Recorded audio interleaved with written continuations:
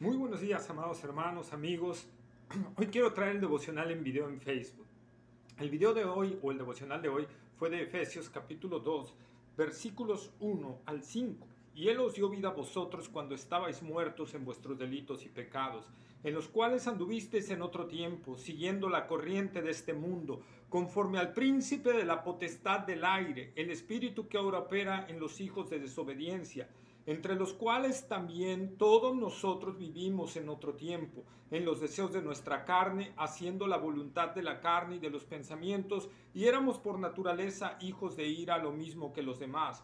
Pero Dios, que es rico en misericordia, por su grande amor con que nos amó, aun estando nosotros muertos en pecado, nos dio vida juntamente con Cristo. Por gracia sois salvos.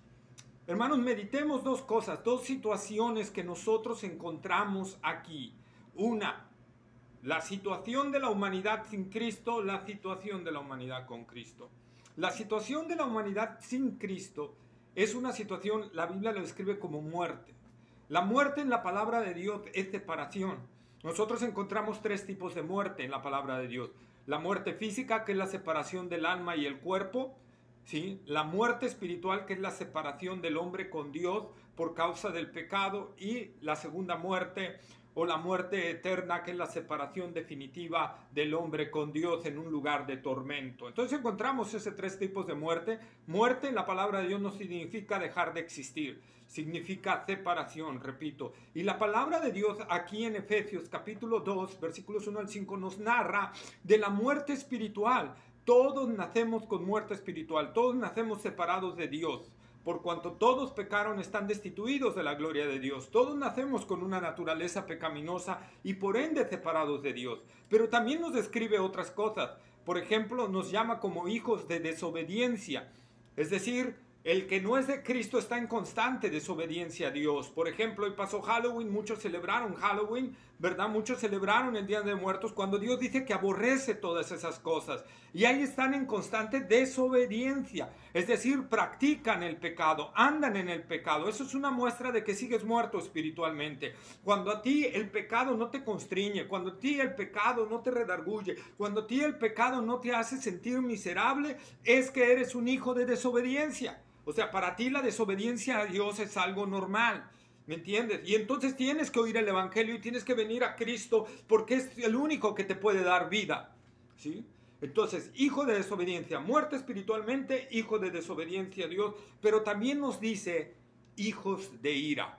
Es decir, la ira de Dios está sobre todos aquellos que no creen en Cristo Jesús. Y no hablo, solo no creen en el sentido de que sean ateos. Hay gente que dice que cree en Cristo, pero no está desobedeciendo a Cristo. Es un hijo de desobediencia, es un hijo de ira. En la palabra de Dios nosotros encontramos en el Salmo 7 que Dios está airado todos los días con el impío. O sea que la ira de Dios está sobre el impío. En Juan capítulo 3 versículo 36 nosotros encontramos esa parte también. Que todo aquel que no cree, que rehúsa creer, ¿verdad? La ira de Dios ya está. Tiempo presente sobre él. Es decir, amigo mío, yo quiero decirte algo, la ira de Dios ya está sobre tu vida, solo que la misericordia de Dios la está sosteniendo hasta el día en que partas de este mundo y entonces descubrirás la ira de Dios que estaba cayendo sobre ti, ¿sí?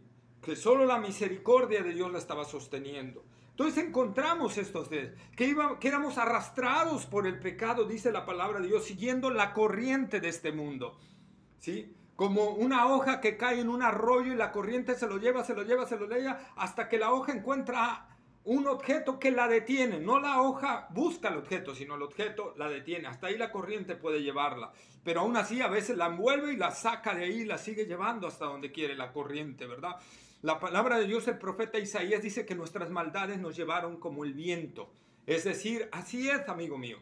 Tú estás siendo llevado por tu propio pecado. El Señor Jesucristo dijo, esclavo eres del pecado.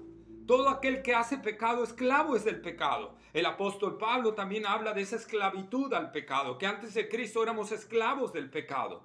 Estábamos muertos espiritualmente. Pero, y ahí es lo importante, ¿cómo venimos a Cristo? Dice la palabra de Dios, y Él nos dio vida. Esa es la parte, hermanos. Él nos dio vida. Pablo en 2 Corintios 4:6 dice que Dios resplandeció en nuestros corazones para la iluminación del conocimiento de Dios en la faz de Jesucristo. Es decir, Dios dijo dentro de nosotros, sea la luz. Y al ser la luz dentro de nosotros nos mostró nuestra pecaminosidad, nos mostró nuestra gran necesidad del Salvador. Es decir, la salvación es algo que Dios produce dentro de nosotros. Por eso el Señor Jesús dijo, nadie puede venir a mí, en Juan capítulo 6, nadie puede venir a mí si el Padre que me envió no le trae primero. Y 2 veces lo repite Jesús. Jesús afirma 2 veces esa verdad absoluta. Nadie puede venir a Cristo si el Padre no le trajo primero. Y Pablo aquí lo dice, y Él os dio vida cuando estabas muerto. La palabra muerto, necros en griego, se habla de cadáveres. Así como un cadáver no puede ir a donde quiere, porque es más, ni quiere, no tiene vida.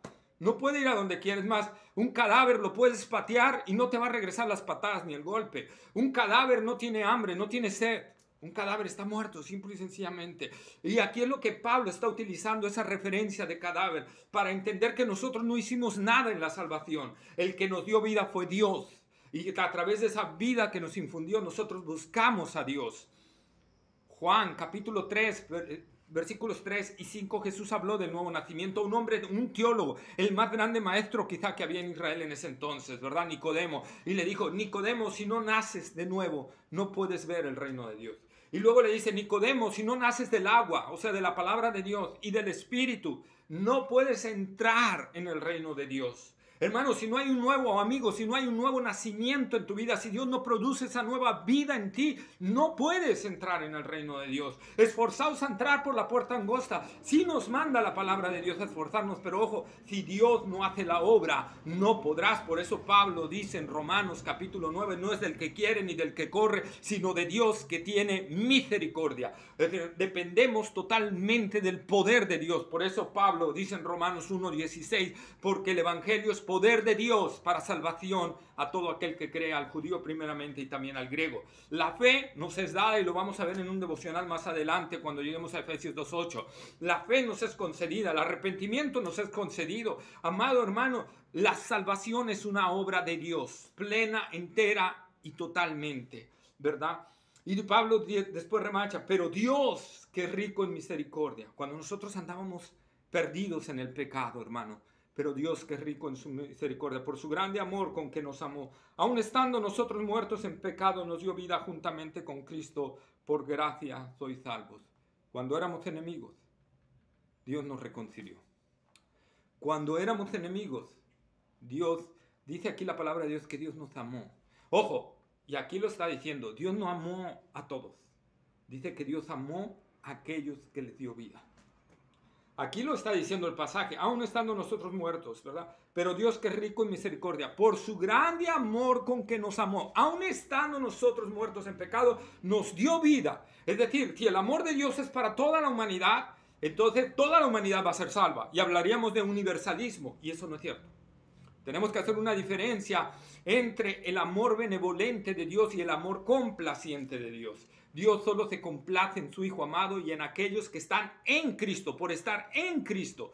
Los demás reciben misericordia y bondad, ¿verdad? Pero no el amor complaciente de Dios, porque el amor complaciente es únicamente para su Hijo amado y los que están dentro de Cristo Jesús, los que están en el cuerpo de Cristo Jesús. El apóstol Pablo dice, el que está en Cristo es nueva criatura. Las cosas viejas pasaron y aquí todos son hechos nuevos. Hermanos, espero que esto nos haga meditar y agradecer a Dios y darle gloria por entender, hermanos, que no fuimos nosotros los que buscamos a Dios. Cuando nosotros estábamos buscando a Dios es porque Dios ya había operado un nuevo nacimiento dentro de nosotros. Es porque Dios había puesto esa necesidad de buscarle, de amarle, de adorarle, de servirle, de arrepentirnos, de creer en Él. Esa es la realidad, hermanos. Cuando nosotros estábamos buscando al Señor es porque Él ya había hecho la obra en nosotros y puso esa necesidad en nosotros, en nuestras vidas. Adorémosle por eso. Y tú, amigo, que sigues sin creer en Cristo Jesús, que sigues andando conforme a tu carne, conforme a tus deseos, en la desobediencia a Dios, yo te invito a algo, a que te humilles delante del Señor y le digas, dame vida, Señor, dame vida, Señor. Spurgeon decía, si yo supiera que no soy uno de los escogidos de Dios, yo me tiraría al piso día y noche clamando a Dios, escógeme y dame vida. No tienes otra opción, porque vas camino a un lugar de tormento perpetuo. Y solo Dios puede cambiar eso. Solo Dios puede hacerlo, no tú. Tú no puedes cambiar tu propio destino. Tú no eres el arquitecto de tu propio destino, como decía Amado Nervo. Nosotros somos el arquitecto de nuestro propio destino. Estaba equivocado. No eres el arquitecto de tu destino. Dios no te hizo para que estuvieras en desobediencia delante de Dios. Es momento de que vengas y te humilles delante del Señor y con todo tu ser, con un corazón contrito y humillado, le digas, dame vida, Señor. Dame vida, muéstrame a Cristo, que clames a Él. Es tu única opción de salvación, amigo. Y te invito a que lo hagas. Espero que este devocional haya despertado en nosotros una adoración a Cristo y haya despertado en aquel que no es de Cristo un anhelo, una sed, un quebrantamiento por buscarle, por que le dé vida en Cristo Jesús. Que la gracia del Señor Jesucristo sea con todos aquellos que le aman en verdad. Mi nombre es Edgar Vigurra. Les mando un fuerte abrazo. Dios les bendiga.